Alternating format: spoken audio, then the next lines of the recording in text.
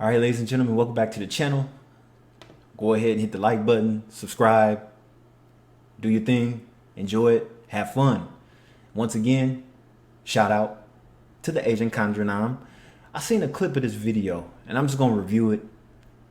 It's some solid points.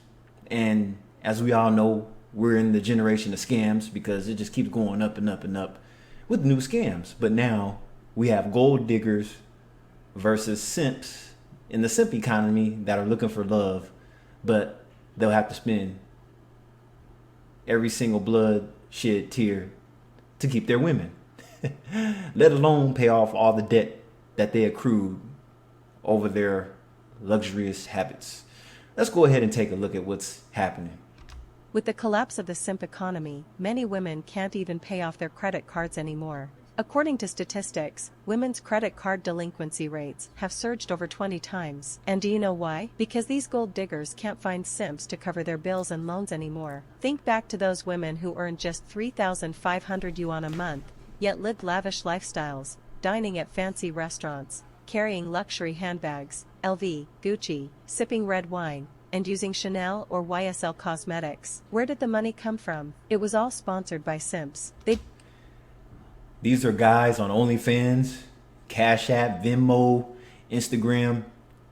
Now just think if we had WeChat in America. Oh my God.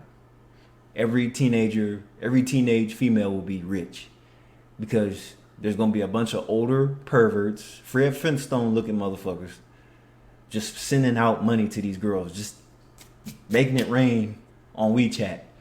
I mean, they're already pretty much doing that on OnlyFans anyway. So America's pretty much going to burn down once China allows WeChat for us to use WeChat like that.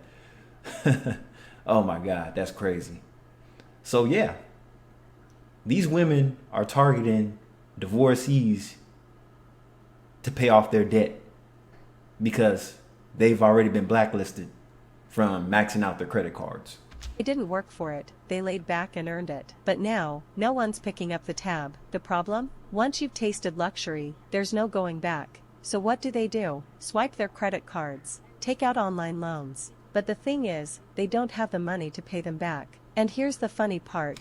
They ain't have no work, they don't have no job. That's the funny part. They too damn lazy to get a real job. So what do we turn to? We lay on our backs for money. Yeah, it's pretty sad. And a lot of girls are doing it discreetly. And you're probably in a relationship or dating somebody that's doing it. You just don't know. Why do you think it took them 2 days to call you back? Let alone text you. They weren't that busy. And even if they were busy laying on their back for money, why would it take 2 days to text or call you back for somebody that you care about? You wasn't getting it in that much. Or were you?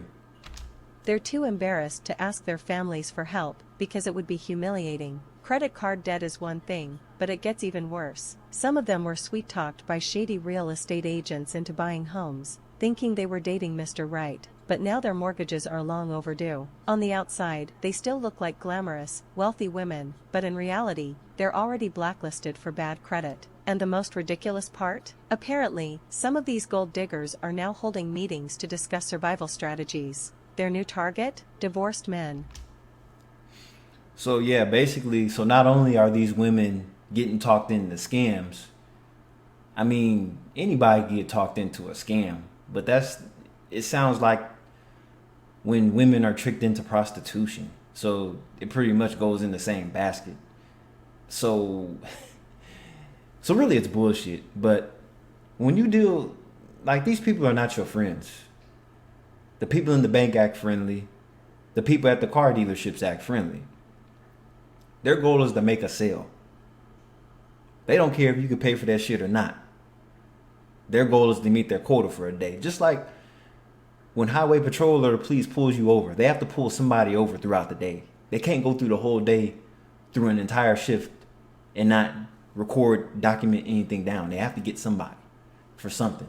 Even if they don't make any arrests, they have to at least pull somebody over or write a citation or something. You got to meet the quota. It's like a sales job. They're going to be on your ass about selling. So it's kind of the same thing. You have to be a professional sweet talker. And a lot of these women fall victim because most of these women will do anything to have anything that shines and that they could show off. Look at me, everybody. I'm doing better than you. Anything that's trendy. And this is the ending result. So once they're scammed and deceived, they have to look for simps to turn around and do the same thing to those guys. The plan? A relay scam. One woman drains him first, then passes him on to the next, until there's nothing left to take. Hilarious, isn't it? It is. The era of gold diggers making easy money is coming to an end. Uh-oh. Male consumers have woken up, and the simp economy has officially collapsed. 我发现信用卡真是一个好东西。 I've come to realize, credit cards are truly something else. They lure you into debt, and before you know it, you're stuck in a cycle of owing more and more, with no way out. My girlfriend has 3 credit cards, all of which she uses solely for herself. Since we haven't been together for long, I never really asked about her finances. But today, she suddenly asked me if I could help her pay off one of her cards. Now, I'm really sensitive about things like this, because once you start covering for someone, what happens if they max out their card again? Do I ask for my money back, or do I just swallow the loss for the sake of our relationship? As a boyfriend, saying no feels awkward. You don't want to seem selfish. Yeah, because you know if you say no, she gonna break up with you. I've been in a relationship like that 10 years ago. And it's crazy. You can have your last $20 bill in your wallet. And she's trying to get you to pay $15 for something. Mind you, I just told her all I had was $20 on me. So she repeats it over and over and over to see if I'll make the purchase. Of course I'm not going to make the purchase. This $20 has to last me until next pay period. So the woman is of course going to get an attitude with you because you're supposed to do it anyway. You're supposed to go broke for these women. And if you don't go broke for these women, then they're going to go on to the next guy. That's pretty much how that works. So you end up paying. But when I checked her statements, I noticed something alarming. Her balance keeps increasing every month. Turns out, she has no real grasp of how credit works. She only ever pays the minimum due and has multiple installment plans running at the same time. I told her, "You'll never pay this off if you keep going like this." And instead of taking my advice, she got upset, acting like I was just making excuses and not to help her. She was so offended that she even talked about breaking up with me over it. Honestly, credit cards, how many lives have they ruined? 当一个女生跟你说 Oh, she looked good. But there's a lot of trouble behind that makeup and mascara. Just look at her eyes. It's all in the eyes, Chico. Yeah. That's a bad woman. But a night or two is cool. 哎呀，最近我的车贷、房贷压力好大。如果这个时候你只知道去安慰她， If a woman says to you, "Ugh, my car loan and mortgage are really stressing me out lately," and your first instinct is to comfort her, you're asking to be used. When a woman tells you she's struggling, she's not merely venting. What she's really doing is testing the waters, subtly signaling that she wants financial help. Stop, baby. I got it. I got it. Don't worry about it. You sleep peacefully for 8 hours. Why? I sweat blood and tears figuring out how I'm going to pay this back. And I'm hoping she loved me for the rest of my life. Not. No matter what you do for these women, they're going to have other guys around when you're not around.